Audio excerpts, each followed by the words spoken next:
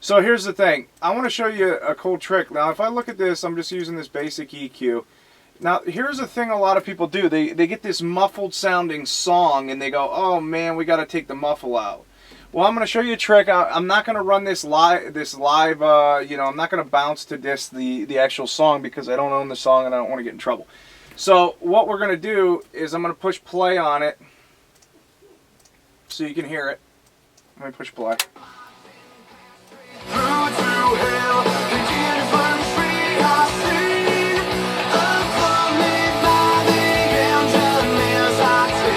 Alright, so what we're hearing is in the mastering stage, I'm trying to get rid of a lot of this muffle with an EQ. And the problem is the song is EQ'd for a certain reason. This is where multi-band compressors come in. This video is all about getting the same result.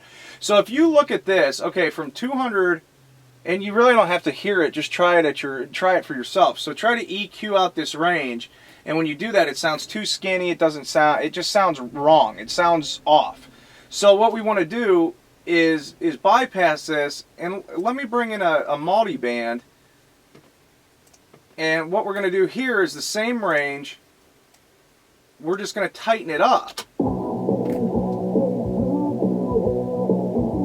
So that sounds good.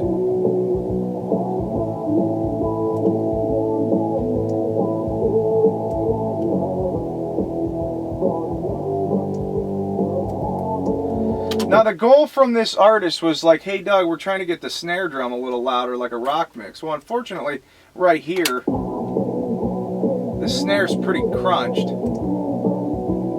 And there more. So on a smaller system, you're not going to hear that snare. Now I know you can't hear it through the keyboard. I meant the camera.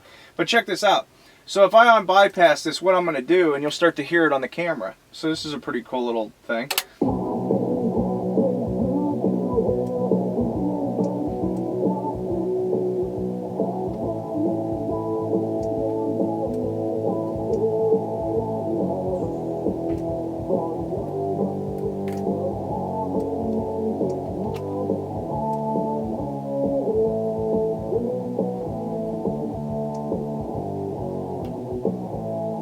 Alright, so now we got the roundness of the snare, and that was no EQ, it was just compression. So now you can actually hear the snare drum, and then you can hear the body of the sound go away. This range right here from 500 to usually around 200 is really bad, but this one's in the lows as well, so this low end in this mid is having problems. So when we put this back in context, it's going to sound really bright. Check it out.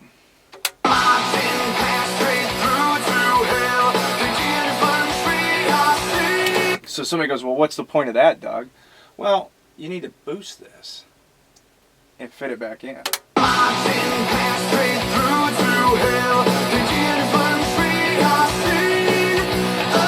I'm not running the live feed because I don't want you guys to hear my tricks, but you can try them for yourself.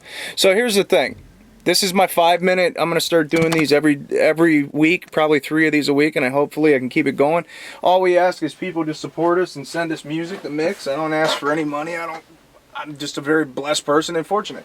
That trick right there, and you can use a multi-band, but that, I would say 280, 300 range, and all the way down into the 120 range. If you're having trouble with the space in your song, it might be that range is too big.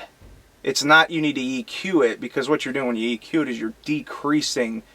You like the vibe of it big. That's a big trick in hip-hop. You'll get this 808 and this kick drum.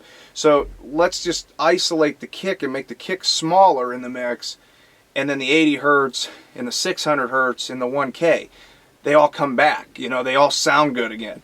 So that is a frequency range that will muffle the daylights. Now in this room, obviously, we got some pretty nice speakers. We got a great monitoring environment. I was just talking about the computer, and the computer has a lot to do with it. This one has Avid HD in it. It's got 32 gigs of RAM. It's a 6-core. I would promise you guys this. I'm doing like a dual-purpose video. That's how you're going to use a multi-band to take mud away from your stuff. If you're in a 2-track, a lot of guys that download hip-hop instrumentals are trying to master at home. You can be that can be very dangerous as well. So be very careful there, because you can like tighten it so far that the song just sounds horrible. But check this out. the dynamics of the 1K, 2K, 4K, 8K, 16K range is a lot smaller than the dynamics of that range. So as an engineer, we want to make that range in this kind of production, we want to make that as small so it sounds cohesive with the guitars in the top of the snare. What was happening here was sort of flopped. So the low end kick was huge where the high end part of the kick, the snap, was really small.